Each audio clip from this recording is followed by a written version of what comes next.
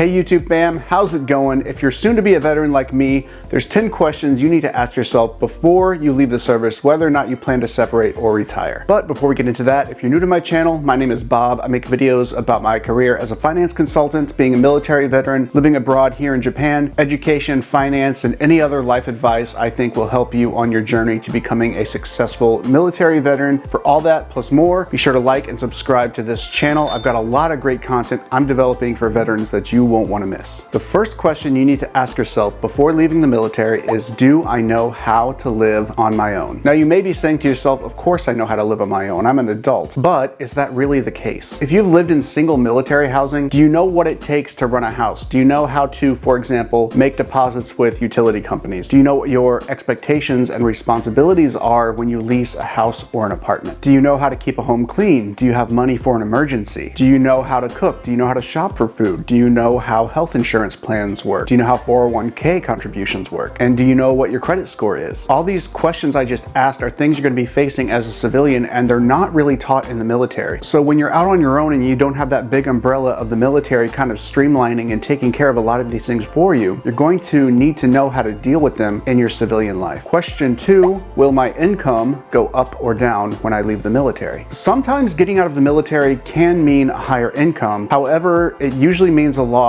in benefits. So one of the first things you need to figure out in your civilian career is what your income will be versus how much you're going to have to pay for life insurance, health care, 401k contributions, etc. Also think about those things that the military used to provide that you're now going to have to pay for out of pocket. I'm talking about things like legal services, elective dental procedures, and mental health care. Also keep in mind, before you were getting an annual allowance for uniforms, but you're not going to get that in the civilian world, so you're going to need to budget for professional work attire in your new career. So be sure that you're considering all of this when you're negotiating your salary for your new civilian career. Question 3, how can I make up for the money I won't be getting in retirement if I separate from the military? If you're retiring from the military, of course, you'll be getting 50% of your highest 3 earning years average. However, if you're separating from the military, you're not going to be receiving that retirement benefit. You're going to want to make sure that your post-military income is high enough so that you can invest in revenue generating assets. Some examples of that are index funds, mutual funds, stocks, or real estate. Just having a savings account, CD, or money market account is not going to be powerful enough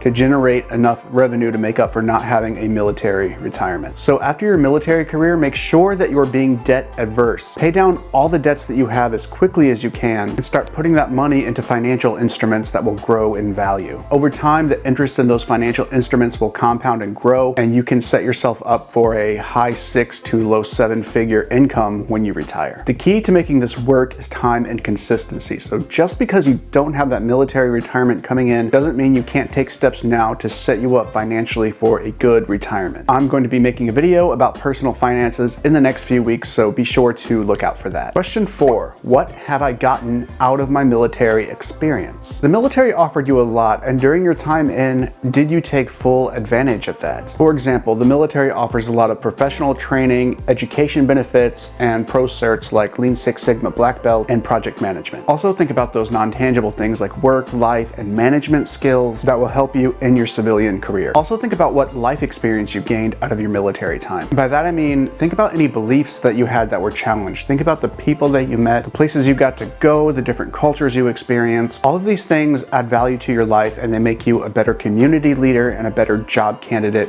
when you get out. So take some time to think about how your military experience enhanced your life and how you can take that with you in your new life as a civilian. Question 5, can I use my military experience in the commercial job market? Of course you can, but the key here is making sure that you translate your military experience into words that make sense for the commercial sector. Even if you are applying to, let's say, a contract company that is veteran owned and operated, their hiring managers and their HR, people that are in charge of bringing new employees into the organization, may not be from the military world. So when they read your resume, when they read your cover letter, when you do an interview with them, you need to be able to communicate to them in language they can understand what you did in the military. Mastering this skill is going to help you make the most use out of your military experience when you apply for a job in the commercial sector. Question 6, how will I break into the post-military career that I want? The important point here is networking. I made a video where I highlighted the importance of networking, which I will put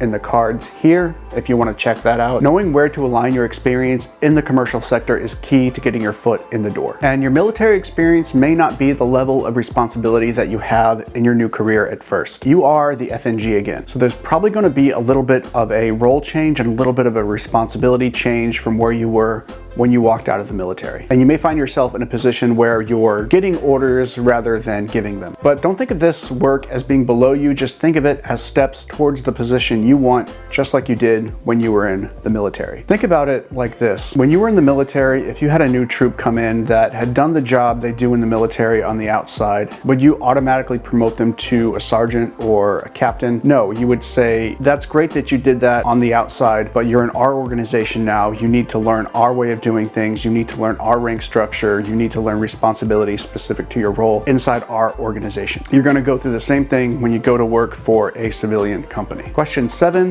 what VA benefits can I claim? You can claim any service-related mental or physical disabilities through the VA. The best time to start is now during your pre-separation time. To find a VA rep near you and see what you need to bring to your pre-separation appointment, please go to this link. In addition to the disability benefits you can claim, you can also get special rates on life insurance and home loans. So take some time before you get out to see what the VA has to offer. Question 8, have you talked to your family and spouse about your decision? This is one of the most important things you need to do before getting out. Leaving the military is not only an adjustment for you, but it's a change to your family's life as well. Make sure that they understand the motivations and the reasons why you are getting out, and also make sure once you get out, all their needs are still being met. Consider the age of your kids, where they are in school, and how getting out is going to affect their future plans. And also think about how it's going to affect your spouse's future plans. And finally, when it comes to your family, consider what post-military benefits you're going to use and what benefits you can pass on to your family to help them out with their future goals. Question number 9,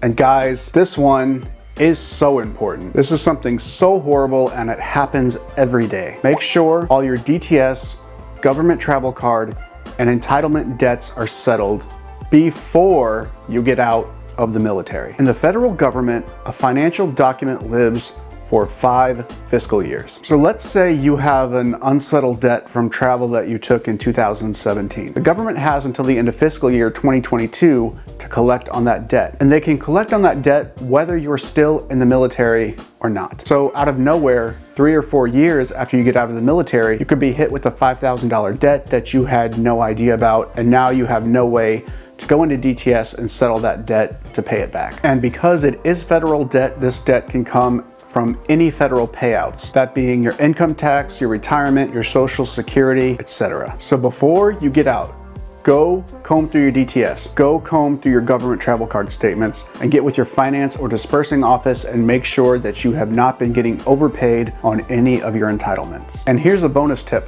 While you're going through your DTS and your entitlements, you can also see if you are owed any money. Go through your travel claims and see if there's any per diem or any entitlements that you could have gotten during a trip that you haven't claimed yet. Just like with debts, you have 5 fiscal years to claim this, but once you're out of the military, it's going to be really hard to claim those because you're not going to have a CAT card anymore and you won't be able to access your DTS. So please take the time to do this so you're not hit with an unexpected expense at a really bad time later on in your civilian life. And the last question to ask yourself before you get out of the service is, what is driving your decision to leave? Is it retirement? Is it the job? Is it the military lifestyle? Are you not getting any satisfaction out of your work? There's a million different reasons why people leave the military every day. Whatever it is, you need to understand why you're leaving. The military lifestyle demands a lot of you, but they also offer you a lot. So you really need to understand what it is you're walking away from. Everyone gets out for different reasons, but it is a permanent decision, so make sure that you're leaving for the right reasons. Well, everyone, that's it for today's video. If you want to reach out to me for questions about your military transition, I'll put links to my LinkedIn and my Instagram in the description box below. Thank you everyone for watching, and I'll see you in the next one.